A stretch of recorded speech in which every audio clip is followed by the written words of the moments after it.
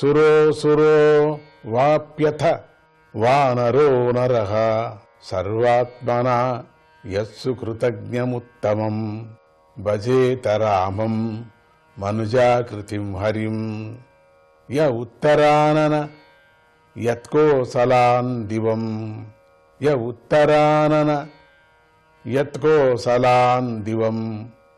దేవత గాని అసురుడు గాని వానరుడు గాని మానవుడు గాని ఎవరైనా కానీ ఆ శ్రీరాముణ్ణి సేవించవలసిందే.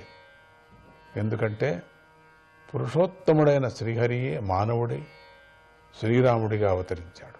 శ్రీరాముడు ఇతరులు చేసిన చిన్న ఉపకారాన్ని అయినా చక్కగా ఆయన గుర్తు పెట్టుకొని పెద్ద ఉపకారం చేసినట్లుగా భావిస్తాడు.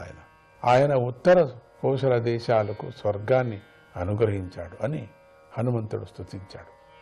భారతఖండంలో భగవంతుడు జితేంద్రియులను అనుగ్రహించటం కోసమే నరనారాయణులు అనేటువంటి పేరుతో అవతరించి ఎవరి కంటికి కనిపించకోకుండా కల్పాంతం వరకు తపస్సు చేస్తూ ఉంటాడు.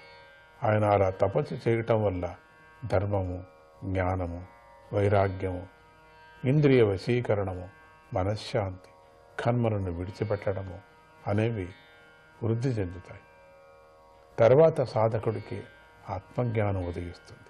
పూర్వం నారద మహర్షి తాను భగవంతుని వల్ల ఉపదేశం పొందిన ఆత్మజ్ఞానాన్ని, దానికి ఉపాయమైనటువంటి కర్మయోగాన్ని, భగవంతుని మహిమను తెలిపే ఆగమాన్ని సావరణీ మనువునకు ఉపదేశించాలనుకున్నాడు. అప్పుడు ఆయన వర్ణాశ్రమాలు గల ఏ ఆశ్రమాలు ఉన్నాయో వర్ణాశ్రమాలు భారతదేశ ప్రజలతో కలిసి నరనారాయణులను సేవించాడు. పూర్ణ భక్తితో నిండిన మనస్సుతో ఈ మంత్రాన్ని జపించాడు.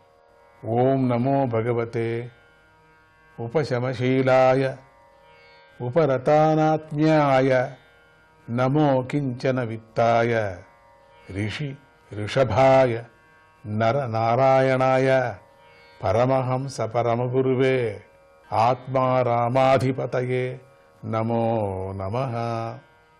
శాంత స్వభావం గల నరనారాయణమూర్తికి అనాత్మలైన దేహాదులపై ఆత్మభావం లేదు.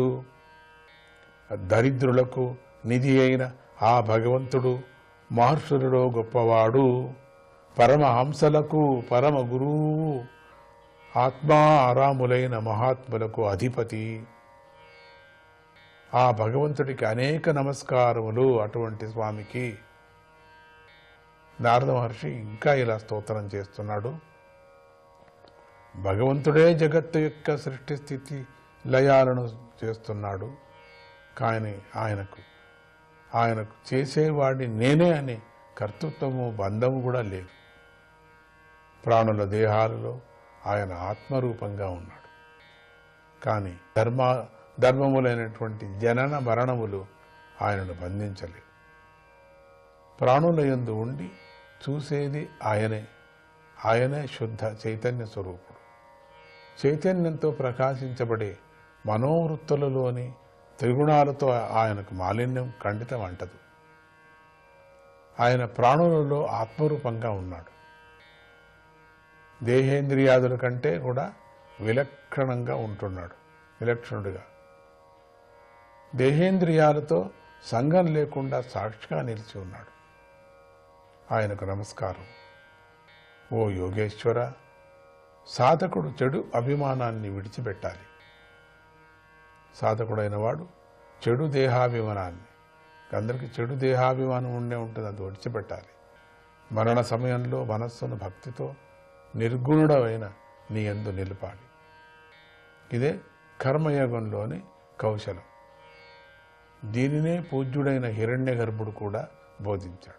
తన్నహ ప్రభోత్వం కుకలేవరార్పితాం త్వన్మాయయాహం మమతామధోక్షజ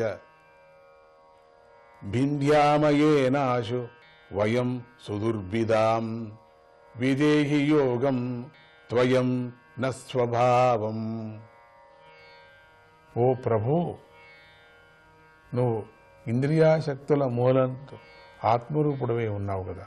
అటువంటి మూలంలో నీ మాయ వల్ల మాకి చెడు దేహంలో సులభంగా తొలగించటానికి వీలు కాని అహంకార మమకారాలు స్థిరంగా ఉన్నాయి కదా, నువ్వు మాకు భక్తి యోగాన్ని ప్రసాదించు, దానితో మేము వీటిని తొలగించుకుంటూ ఉంటాం అని హనుమంతుడు ప్రార్థిస్తూ ఉంటాడు. మనందరి తరపున కూడా ప్రార్థిస్తూ ఉంటాడు ఎప్పుడు. ఈ భారత ఖండంలో ఎన్నో పర్వతాలు, నదులు ఉన్నాయి. మలయము, మంగళప్రస్థము, మైనాకము, త్రికూటము, వృషభము, కూటకము, కల్లోకము, సద్యము, దేవగిరి, ఋష్యముఖము, శ్రీశైలము, వెంకటము, మహేంద్రము, వారీధారము, వింధ్యము, శుక్తిమంతము, వృక్షగిరి, పారియాత్రము, ద్రోణము, చిత్రకూటము, గోవర్ధనము, రైవతకము, కుకుభము, నీలము, గోకాముఖము, ఇంద్రకీలకము, కామగిరి అనేటువంటి పర్వతాలే కాకుండా మరెన్నో పర్వతాలు వేల సంఖ్యలో ఉన్నాయి. వాటి మధ్య నుండి పడమటి దిశగా పారే నదులు ఎన్నో ఉన్నాయి. నదులెన్నో పుడుతూ ఉన్నాయి అక్కడక్కడక్కడ. పేర్లను స్మరించటంతో మాత్రమే పవిత్రం చేసే ఈ నదులలో భారతీయులు స్నానం చేస్తూ ఉంటారు. చంద్రవశ, తామ్రపర్ణి, అవటోద, కృతమాల, వైహాయసి, కావేరి, వేణి, పయస్విని, శర్కరావర్త, తుంగభద్ర, కృష్ణ, వేణ్య, భీమరథి, గోదావరి, నిర్వింధ్య, పయోష్టి, తాపి, రేవ, సురస, నర్మద, చర్మణ్వతి, సింధువు, మహానది, వేదస్మృతి, ఋషికుల్య, త్రిసామ, కౌశిక, మందాకిని, యమున, సరస్వతి, దృషధ్వతి, గోమతి, సరయు, రోదస్వతి, సప్తవతి, సుషోమ, శతద్రు, చంద్రభాగ, మరుద్రుత, వితస్త, అసిక్ని, విశ్వ అనే గొప్ప నదులు, అంధము, శోణము అనే నదములు ఉన్నాయి కూడా.